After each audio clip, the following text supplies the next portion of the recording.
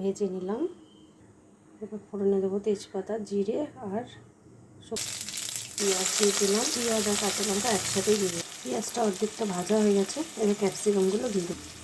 ক্যাপসিকামটা ভাজা হয়ে গেছে, এবার চিকেনটা দিয়ে দেবো।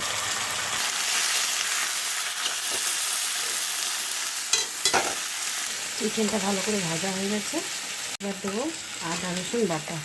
এবার দেবো টমেটো, ভালো করে একটু কষাবো দুটো দিয়ে। এবার এগুলো কষানো হয়ে গেছে, এবার দেবো নুন হলুদ সামান্য একটু। এবার দেবো নুন হলুদ সামান্য একটু চিনি। আমরা লঙ্কাগুলো খাই না তাই দিলাম। এবার দেবো বাদাম বাটা। এটা কাজু বাদাম বাটা না, এমনি বাদাম ভিজিয়ে রেখে বাটা।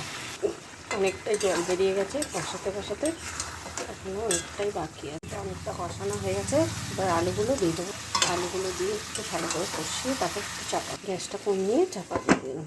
আর ঢাকনাটা খুলে দিলাম। না খুলে একটু ভালো করে কষাবো।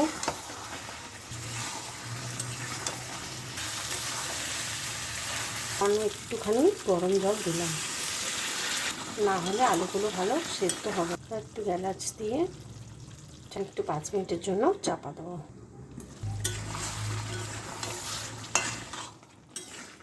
চিকেন রান্না রেডি হয়ে গেল।